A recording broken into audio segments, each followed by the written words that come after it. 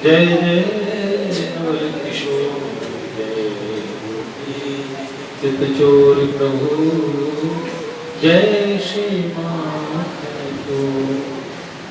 भक्त भक्ति भगवंत गुरु चतुर्नाम हुए, इनके पद वंदन किए नाशिन विघ्ने। नारायणं नमस्कृत्यं नरं चैव नरोत्तमं, देवीं सरस्वतीं व्यासं ततो जयति। श्रीलाल की जय, परम पूज्य बाबू जी बाबा की जय, देवर्षि नारद जी महाराज की जय। जय जय श्री राम, जय जय श्री राम, जय जय श्री राधे। कैसे हैं आप सब लोग? हम लोग पूज्य भाई जी का चरित्र सुन रहे हैं। नए लोगों के लिए समझने में थोड़ा सा मुश्किल होती है, जो नियमित प्रवचन हो वो तो उन्हें समझ में आ जाए, लेकिन पूज्य भाई जी का चरित्र अगर हम आदि से हमने चला रखा है और फिर नए लोगों को बीच में उसमें समझाना थोड़ा मुश्किल काम होता है, लेकिन तब भी हमें चरित्र तो कहना ही है। पूज्य भाई जी जो इधर चित्र आप देख रहे हैं, जो कोई नए व्यक्ति हैं वो इधर से समझ सकते हैं। तो उनका जीवन, भक्तों का जीवन क्यों सुनना चाहिए? भक्तों के जीवन के विषय में सुनने से भगवान के प्रति विश्वास का जन्म होता है। जितने भी चरित्र भक्तमाल सुनते हैं हम लोग, तो भक्तमाल सुनने का जो लाभ है वो ये सुनते हैं कि भक्तों के चरित्र सुनने से हमारे हृदय में वही विश्वास उपजता है भगवत कृपा का, और बीज वपन होता है, और उसका फल ये होता है कि जो भक्तों के जीवन में दैवी संपदा, क्योंकि जैसा हम सोचते हैं सुनते हैं वैसा हमारा चारित्रिक भीतरी सिस्टम हमारा वैसा का वैसा बन जाता है। तो संतों के और भक्तों के विषय में सुनने से वही दैवी संपदा हमारे हृदय में उतर जाती है। एक भगवान को बहुत प्रिय भी लगता है भक्तों का चरित्र सुनना और सुनाना। तो पूज्य भाई जी का चरित्र हम लोग अभी तक हमने सुना कि भाई जी किस प्रकार गोरखपुर में और रहे, बीच बीच में ऋषिकेश जाते थे। एक बार ऋषिकेश गए तो उन्होंने लिखा कि भाई जी ने कहा कि मैंने श्री नारायण स्वामी के दर्शन किए। श्री नारायण स्वामी जी बहुत अमीर घराने के संत थे, जो बाद में संत, और उन्होंने विरक्त होके और संत स्वरूप संत वेश ग्रहण किया, स्वर्गाश्रम में आए हुए थे नारायण स्वामी। निरंतर नारायण नाम का जप करते थे, 24 घंटे मौन रहते थे, केवल 2 घंटा सोते थे, अपने पास कुछ भी संग्रह नहीं रखते थे, कमर में एक डोरी बांध रखी थी, उसी के सहारे टाट के टुकड़े का कोपीन लगाते थे, टाट का कोपीन पहनते थे। और भगवान के प्रेम की बात सुनते ही नारायण स्वामी के आंखों से अश्रुपात होने लगता था, और ऐसे प्रेम के भाव प्रकट होते थे जो देखने योग्य होते थे।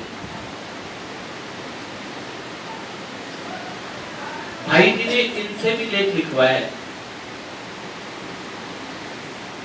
एक गीता प्रेस में पुस्तक आती है, आप कभी पढ़िएगा, एक संत का अनुभव, देखी होगी ना, एक संत का अनुभव, वो नारायण स्वामी जी के द्वारा लिखित पुस्तक है। ऐसे विरक्त महात्मा, और उन्होंने ये उपदेश लिखे कि उन्हें कैसे भगवान की प्राप्ति हुई, उन्होंने बताया कितने वर्ष तक उन्होंने नाम जप किया और किस तरह भगवान विमान से आए। तो भाई जी ने ऐसे ऐसे विरक्त महात्माओं से भी कल्याण के लिए लेख लिखा है। इसलिए कल्याण है ना, बहुत विशेष है भैया। अगर आपको कोई मौका मिले तो आपको कल्याण पढ़नी चाहिए। अपने एक तो कल्याण का मासिक लगाना चाहिए, समझ लो कल्याण कल्याण की तरफ ले जाने वाली है। जिनके जिनके और जिनको भी ये सौभाग्य मिले उन्हें कल्याण का जरूर, मतलब समझ लो भाई जी सहित सभी संतों को अपने घर में निमंत्रण दे रहे हैं। मासिक पत्रिका कल्याण को जरूर आपको सब्सक्राइब करना चाहिए। अच्छा, कल हमने आपको ये भी बताया था कि किस तरह भाई जी एकांत सेवन करना चाहते थे, लेकिन पूज्य सेठ जी ने उन्हें ये कह के रोक दिया कि हनुमान गीता प्रेस का काम करो, एकांत गोरखपुर में ही करो और भगवान का भजन वही करो और भगवत प्रचार करो, प्रचार करते हुए भगवान का भजन करो। उस समय भाई जी गीता वाटिका में नहीं रहते थे, कांति बाबू के बगीचे में रहते थे, जहाँ भगवान के कई बार दर्शन हुए भाई जी को।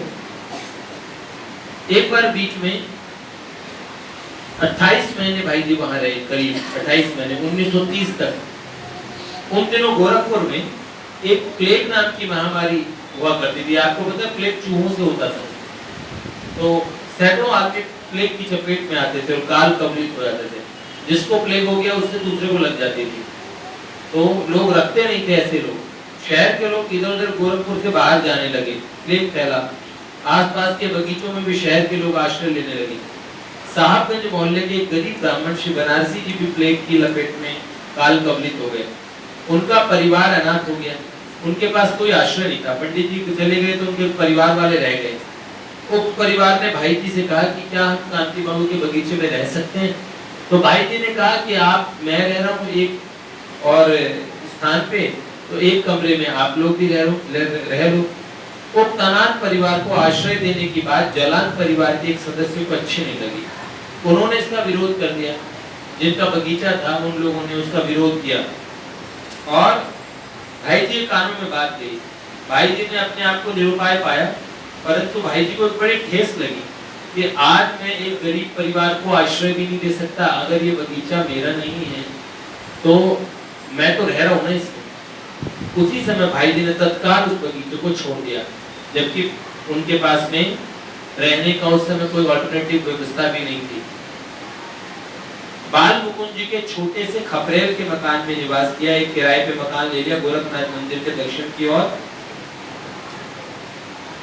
भाई जी शरणागत को आश्रय न दे सके, ऐसी जगह पे भाई जी ठहरे नहीं और उन्होंने अपने कष्ट की तनिक भी परवाह नहीं की। अपने लिए वो कम से कम खर्च करते थे, अतः उन्होंने किराए का टूटा फूटा मकान ले लिया। भाई जी ने जीवन भर गीता प्रेस कल्याण से एक पैसा भी अपने लिए नहीं लिया। जीवन भर अपने शरीर पर कम से कम खर्च करते थे। उस समय भाई जी एवं उनके साथ रहने वाले सभी का जीवन बहुत सादा था, बहुत थोड़ा सा सामान, साधारण भोजन, कपड़े आदि। अच्छा, कल हमने आपको ये बताया था कि भाई जी देश से रिलेटेड कई आंदोलन में भाग लेना चाहते थे, लेकिन पूज्य सेठ जी भगवान की भक्ति के प्रचार को ही श्रेष्ठ माना करते थे।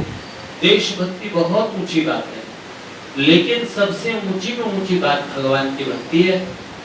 एक भगवत भक्त देशभक्त होता ही है। सच बताएं, अगर एक भगवान का भक्त है तो वो माता पिता का भक्त होगा, गुरुजनों का भक्त होगा और राष्ट्रभक्त भी होगा, समाज का बहुत अच्छा। लेकिन अगर किसी में कोई कमी पाई जाती है, इसका मतलब धीरे धीरे उसका भक्ति का मूल समापन हो रहा है, भक्ति समाप्त हो रही है। ये सबसे बड़ी बात है। अच्छा, एक घटना भाई जी अपने प्रवचन में बताया करते थे कि भगवान किस प्रकार अपने भक्त के लिए अयाचित व्यवस्था करते हैं, बिना मांगे व्यवस्था उसकी संभाल करते हैं। देखो, प्रसंग सन 1931 का है। महामना मदन मोहन मालवीय जी का भाई जी से बड़ा निकट का संबंध था। बम्बई में रहते समय उनके लड़कों से भी निकटता हो गई थी। उनके पुत्र वगैरह भी भाई जी से बड़े निकट थे। उनके भतीजे श्री कृष्णकांत मालवीय जी उस समय नैनी जेल में थे और उनको बाद में बस्ती जेल में वहां से भेजने का आदेश मिला। नैनी से बस्ती जाने का रास्ता गोरखपुर होकर ही था। उन्होंने भाई जी को तार दिया, तार लिखा कि 10 व्यक्तियों सहित बस्ती जाते हुए गोरखपुर स्टेशन पर शाम को पहुंच रहा हूं, आप भोजन की व्यवस्था कर दीजिएगा 10 लोगों की। भाई जी को कहा। तार सुबह 10 बजे करीब गीता प्रेस पहुंच गया था। भाई जी उस समय गोरखनाथ मंदिर के पास बाल मुकुंद जी के छोटे खपरेल वाले मकान में रहते थे। प्रेस वालों ने भाई जी को सुबह 10 बजे आया हुआ तार शाम को दिया। जब गाड़ी पहुंचने में आधा घंटा बचे थे, अब आधे घंटे में प्रसाद बनवाया जाए तो टाइम लगेगा और फिर स्टेशन तक दे के आने में और टाइम लगेगा। तो भाई जी ने सोचा कि कैसे ये भिजवाया जाए और क्या व्यवस्था की जाए।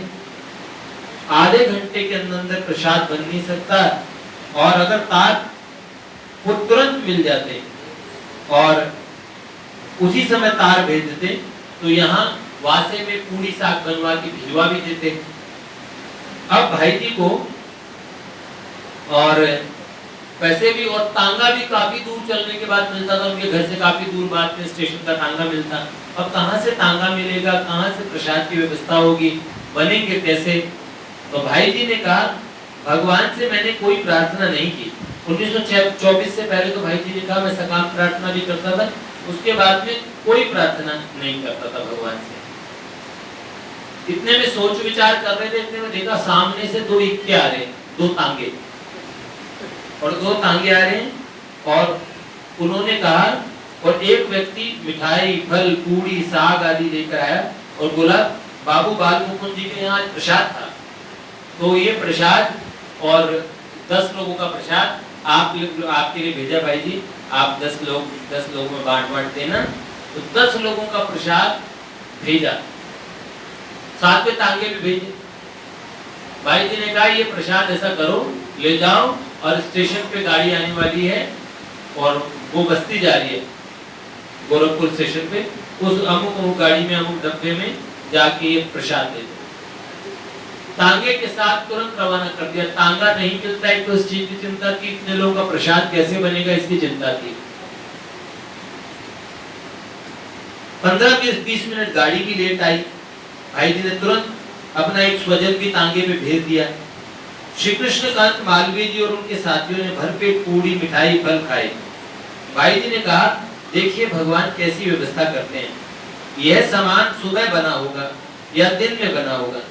अपने यहाँ अगर 1 घंटे पहले आ जाता, भाई जी कहते अगर ये पहले आता तार पड़ने से पहले तो मैं 10 लोगों का प्रसाद बांट चुका होता, और अगर ये आधे घंटे बाद में आता तो गाड़ी निकल जाती। ये ठीक ना पहले आया ना बाद में आया, ये ठीक टाइम पे ये प्रसाद पहुंचा और सही लोगों को जिनको मिलना चाहिए था उनको मिल गया है? एक भक्त कभी कहा करते थे कि मुर्दे को प्रभु देते हैं कपड़ा लकड़ा आग, और जिंदा न चिंता करे तिनके बड़े अभाग। भगवान कीड़ी को कण भर और हाथी को मन भर सबकी व्यवस्था करते हैं। हाथी मनो खाना खाता है तो वो सोचता है कि मेरे लिए इतना खाना कहाँ से आएगा, मोटा तगड़ा जंगल में रहता है और खाता है, उसके लिए भी मिलता है, और चींटी के लिए कण भी मिलता है। चींटियों की जनरेशन चलती है भैया, इसका मतलब सबूत है कि उनको भी खाने को कहीं ना कहीं से कुछ ना कुछ मिल रहा है। तो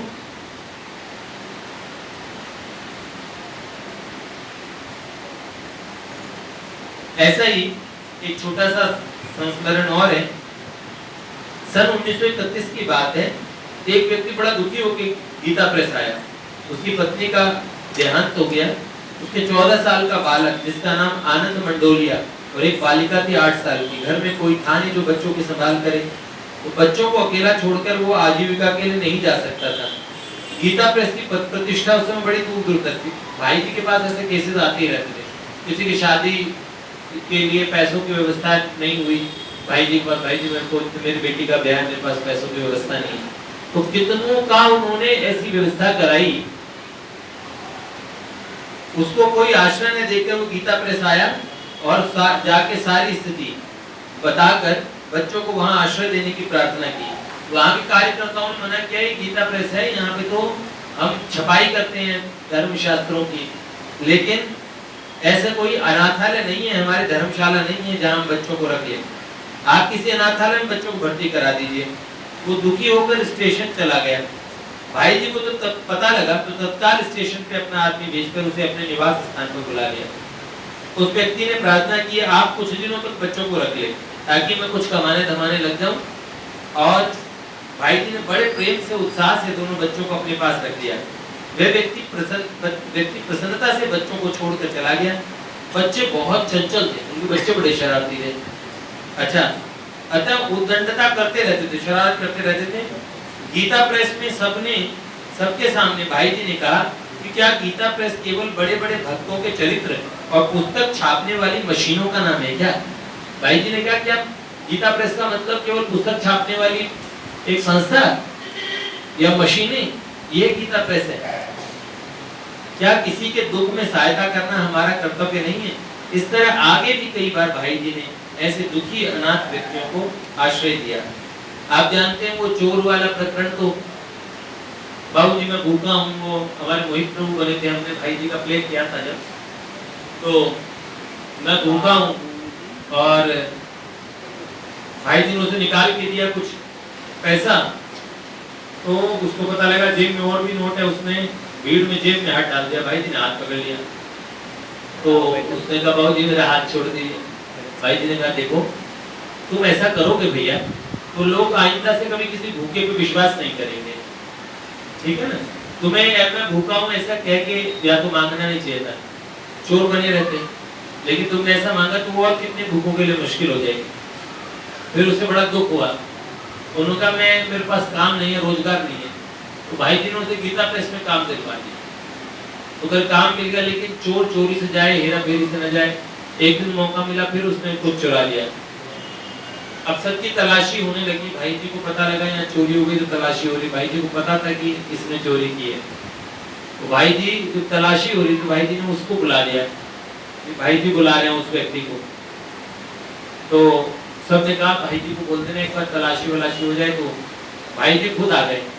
भाई जी ने कहा इसकी तलाशी की आवश्यकता नहीं है, मैं गंगा जल हाथ में लेके ये कह सकता हूँ, शपथ खा सकता हूँ कि इसने चोरी नहीं की, अब इस तलाशी की जरूरत क्या है?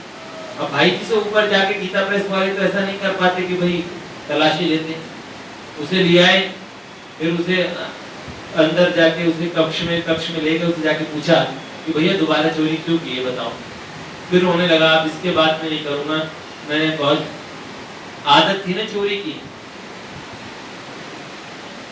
सेठ जी ने एक दिन वो गीता भवन से निकाल दिया, अपने गीता भवन से, क्योंकि वहां चोरी करता था। और बाद में जब गीता भवन से निकाल दिया तो सेठ जी ने पता किया और भाई उसकी क्या हाल है, कहाँ गया वो? तो उन्होंने बोला वो तो भाई जी के यहाँ माल उड़ा रहा है, डालमिया कोठी के अंदर में वो जम के रह रहा है मजे से। और भाई जी को सब पता था, जानते थे। अनुशासन करने के लिए थोड़ा सख्त होना ये उनके स्वभाव में नहीं था। सेठ जी अनुशासन कर देते थे, शासन करते थे, अपने जो निकटस्थ लोग हैं उन्हें बताते थे। सेठ जयदयाल गोयनका जी, आप गीता भवन जाएंगे तो आपको पता लग जाएगा सेठ जी की संस्था है गीता भवन को। अब तो मोता जी पिताजी संभाल रहे हैं, तो उनको भी देख के लगता है वो सेठ जी भी बहुत स्नेह करते थे, बहुत प्यार करते थे, लेकिन वो सिद्धांतों पे चलने वाले थे। और सेठ जयदयाल जी कैसे, देखो जिनके लिए भगवान ये कहते कि देखो भाई जी ने पूछा क्या सेठ जयदयाल जी आपका स्वरूप है क्या? तो भगवान ने कहा ये जयदयाल जी से पूछ लो। भगवान ने इसका उत्तर ये दिया, जयदयाल जी से जाकर पूछो वो इसका उत्तर देंगे। तो भैया कल्याण के लिए लेखक तैयार करना। बीच में श्री कृष्णांत निकला तो भाई जी ब्रज भ्रमण के लिए भी आए। 1931 20 मार्च के समय की बात है। और उस समय कल्याण के लिए अलग अलग लेखकों, पुराने से पुराने, जो एकदम वरिष्ठ से वरिष्ठ संत जो साधनाओं में रहते थे, विरक्त महात्मा, भाई जी उनके पास संदेश भेज के आग्रह कर करके लेख लिखवाते। संत भोलानंद गिरी जी, उड़िया बाबा, हरि बाबा, आनंदमयी मां, कौन से संत भक्त ऐसे नहीं हैं जिन्होंने कल्याण के लिए, विशेषांकों के लिए लेख नहीं लिख कर भेजे उस समय सब। अच्छा भाई जी ने बोला है चलो लिख के दे रहे हैं, तो आप अभी तक वो पुराने कल्याण पढ़ेंगे ना, उन महात्माओं के लेख आपको मिल जाएंगे। अरे जिन्होंने साधनाएं की, जिन्होंने भगवान को पाया, उन्होंने उसका रहस्य भी निकाल के दे दिया। और पंडित कविराज गोपीनाथ जी महाराज, इनके पास तो भाई जी ने एक आदमी छोड़ दिया जो हमेशा उनसे लेख लिखवाता था, बहुत बिजी रहते थे वो, तो वो बनारस में वो आदमी उनसे लेख लिखवाता रहता था। लिखने में कमजोर थे, वक्ता बहुत अच्छे थे। कहते कमरा बंद करो, अब मैं बोलूंगा तब लिखना।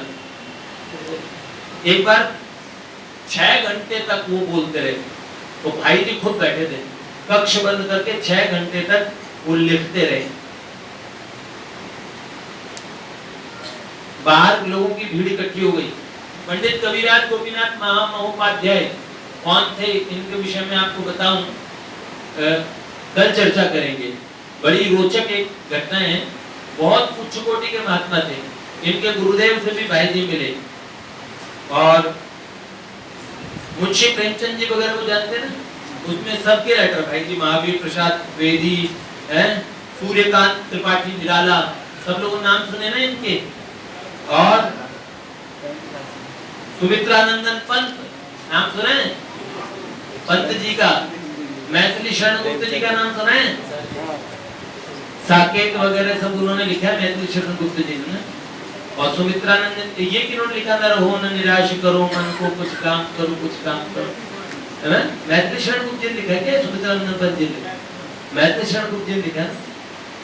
भैया ये सब लोग, और संघ के द्वितीय सर संचालक माधवराव सदाशिवराव गोलवलकर जी का भी पत्र है, जिन्हें गुरु जी कहा करते थे लोग, राष्ट्रीय स्वयंसेवक संघ के और द्वितीय सर संचालक जी। भाई जी से बड़ा प्रेम था, इतनों जनों से लिखाते थे। ईसाई और पारसी भी लेख लिखते थे कल्याण के लिए। कई मुसलमान भाई जी से बहुत प्रेम करते थे। और एक विश्वविद्यालय के दर्शन फिलॉसफी के प्रोफेसर थे, इलाहाबाद विश्वविद्यालय के, डॉक्टर मोहम्मद हाफिज सैयद, भाई जी के पास आते थे।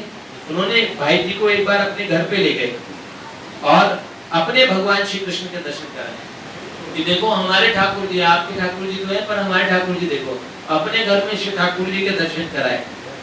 भाई जी सच्चे सनातन धर्म को मानने वाले थे, पर उनकी दृष्टि में सभी धर्मों की उपासना एक ही तत्व की विभिन्न नाम रूपों से पूजा मानते थे। तो वे बराबर लिखते थे, न मंदिर तोड़े जाने चाहिए, न मस्जिद, न गिरजाघर, सभी उपासना स्थल। अपने पदों तक में, मैंने भाई जी का पद पढ़ा है, उस पद में भाई जी ने लिखा है अरहन बुद्ध ईसा अहरमजद और अल्लाह सबको एक ही सत्य का स्वरूप कहते, उन्होंने पद लिखा हुआ है, मैंने पढ़ा है भाई जी ने वो पद लिखा हुआ है। और